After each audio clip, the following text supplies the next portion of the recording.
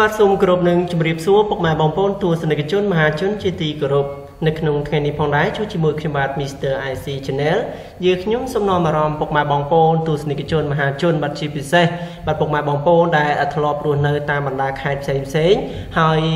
ជាកូនអ្នកស្រែពិតប្រាកដអញ្ចឹងយើងឃើញថាអភិជាច្រើនបាទមនុស្សនៅក្នុងសង្គមកម្ពុជាសុទ្ធសឹងតែជាកូនអ្នកក្របាទសុទ្ធសឹងតែអ្នកមកពីបណ្ដាខេត្តផ្សេងបាទហើយពួកគាត់ធ្លាប់ឆ្លងកាត់នៃជីវិតបាទជាអ្នកស្រុកស្រែធ្លាប់ធ្វើស្រែចម្ការបាទហើយឆ្លប់ឆ្លងកាត់ជីវិតគ្រប់រសជាតិតែម្ដងបាទអញ្ចឹងនៅក្នុងថ្ងៃនេះផងដែរយើងខ្ញុំនឹងធ្វើការជម្រាបជូនក៏ដូចជាបង្ហាញនៃរូបភាពមួយចំនួនដែលធ្វើឲ្យពុកម៉ែបងប្អូនបានទស្សនាហើយប្រកាសជានឹកឃើញនៅអនុស្សាវរីយ៍ដែលបានធ្លាប់ឆ្លងកាត់ការរស់នៅបែបលក្ខណៈស្រុកស្រែមានភាពសប្បាយរីករាយបើទោះបីជាមិនមានភាពលយឆាយមិនមានភាពអស្ចារ្យដូចនៅទីក្រុងក៏ពិតមែនប៉ុន្តែយើងឃើញថាលក្ខណៈស្រុកស្រែហ្នឹងពិតជាធ្វើឲ្យយើងចងចាំមួយជីវិតតែម្ដង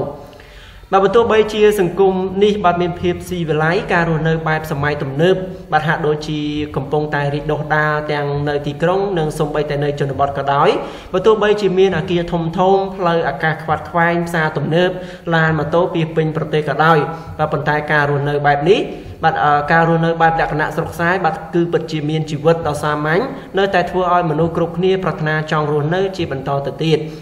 ការរស់នៅបែបលក្ខណៈស្រុកស្រែពិតជាមានន័យណាស់បាទហើយក៏សប្បាយនិងកក់ក្ដៅផងដែរបាទគឺយើងអាចចងចាំវាមួយជីវិតមិនអាចបំភ្លេចបានឡើយបាទនៅក្នុងថ្ងៃនេះយើងខ្ញុំនឹងនាំអារម្មណ៍ពុកម៉ែបងប្អូនទស្សនិកជនអ្នកស្ដាប់ទាំងអស់គ្នាបាទជាពិសេសអ្នកដែលមកពីបណ្ដាខេត្តផ្សេងបាទមករំលឹកអនុស្សាវរីយ៍កាលពីនៅក្មេងៗវិញម្ដងបាទសង្ឃឹមថានឹងធ្វើឲ្យពុកម៉ែបងប្អូននឹកឃើញនៅអនុស្សាវរីយ៍កាលពីនៅកុមារភាពនឹងមានអារម្មណ៍ដូចជាបានឆ្លងកាត់វាម្ដងទៀតអញ្ចឹងបាទជីវិតជាអ្នកស្រុកស្រែបាទបើទោះបីជាខ្វះបាយល្ងាចខ្វះបាយបាទមានព្រឹកខ្វះល្ងាចមានល្ងាចខ្វះព្រឹកប៉ុន្តែជីវិតពោពេញទៅដោយភាពរីករាយបាទអារម្មណ៍ស្រស់ថ្លាបាទយើងឃើញថាពិតជាមានន័យមែនទែនជីវិតមួយនេះបាទហើយស្រុកស្រែបាទមិនមែនជាដោយទីក្រុងឡើយទីក្រុងសុទ្ធតែអគារខ្ពស់បាទសុទ្ធតែឡានម៉ូតូបាទទំនើបបាទការរកស៊ីប្រកួតប្រជែងគ្នាបាទចំណែកឯស្រុកស្រែវិញគឺផ្ទុយស្រឡះបាទរស់នៅបែបលក្ខណៈសាមញ្ញបាទមានការចិញ្ចឹមសត្វមានការធ្វើស្រែចម្ការដាំដំឡូងដាំពោតធ្វើស្រូវហើយអ្វីដែលកាន់តែប្លែកទៀតនោះនៅពេលដែលមានបុណ្យទានម្ដងបាទពិតជាមានអារម្មណ៍សប្បាយចិត្តបានទៅដើរកម្សាន្តបាទនៅតាមទីវត្តអារាមឬក៏នៅតាមភូមិដែលគេមានលេងល្បែងប្រជាប្រិយផ្សេងជាដើមបាទហើយបើរំលឹកទៅដល់កុមារភាពបាទយើងឃើញថាឲ្យតែមានពេលមេឃភ្លៀងម្ដងបាទយើងនាំគ្នាទៅលេងផុកបាទទៅលេងទឹកបាទទៅចាប់ក្តាមចាប់ខ្យងចាប់ខ្ចៅបាទពិតជាមានអារម្មណ៍ហួយហាសប្បាយនិងមិនអាចបំភ្លេចបានឡើយបាទអញ្ចឹងខ្ញុំសង្ឃឹមថាពុកម៉ែបងប្អូនប្រកាសជាធ្លាប់បានឆ្លងកាត់នៃជីវិតបាទកាលពីនៅក្មេងៗក៏ដូចជាលក្ខណៈស្រុកស្រែយ៉ាងដូចនេះហើយបាទហើយខ្ញុំនៅតូចនោះខ្ញុំក៏ធ្លាប់បានជួយរំលែកការងារពុកម្ដាយក៏ដូចជាដកស្ទូងបាទមានការលេងក្តាប់ស្រូវជញ្ជូនកតាប់ស្រូវបើមិនចេះស្ទូងជាក៏យើងខ្ញុំបានជួយជញ្ជូនកតាប់ស្រូវឲ្យពួកគាត់ផងដែរហើយនៅពេលនោះបាទពិតជាមានអារម្មណ៍សប្បាយចិត្តរីករាយមែនទែនដោយមិនខ្វល់ខ្វាយពីអ្វីឡើយបាទគិតមួយថ្ងៃគិតខំតែជួយធ្វើការក៏ដូចជាដើរលេងជាមួយក្មេងៗឯទៀតបាទហើយយើងឃើញថាជីវិតនេះពោពេញទៅដោយភាពសប្បាយរីករាយប៉ុន្តែយ៉ាងណាក៏ដោយបាទពេលវេលានេះបាទពិតជាលឿនមែនទែនបាទត្រឹមតែមួយប្រពេចភ្នែកតែប៉ុណ្ណោះបាទធ្វើឲ្យយើងមកដល់សម័យកាលមួយទៀតបាទគឺសម័យកាលដែលធ្វើការប្រកួតប្រជែងរកស៊ីបាទនៅទីក្រុងមានឡានមានម៉ូតូជិះទំនើបបាទហើយបើសិនជាយើងមិនរកដូចគេទេប្រកាសជាចប់ហើយបាទយើងឃើញថាសង្គមបច្ចុប្បន្ននេះបាទមិនដូចពីមុនទេ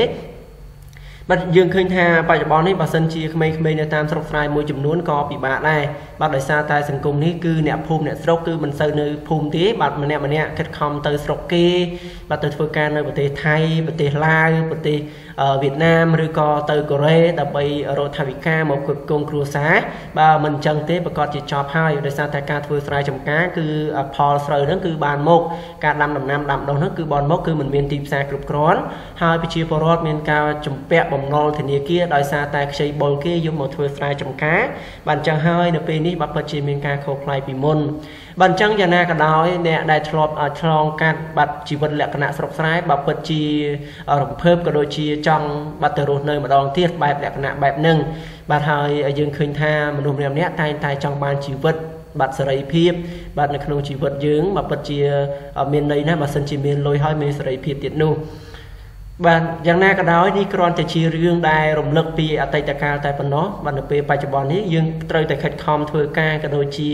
រកប្រាក់ចំណូលគ្រប់គ្រងគ្រួសារដើម្បីឲ្យជីវភាពមានការធូរធារបាទដូច្នេះរឿងរ៉ាវតាក់ទងជាមួយនឹងរឿងរ៉ាវបាទ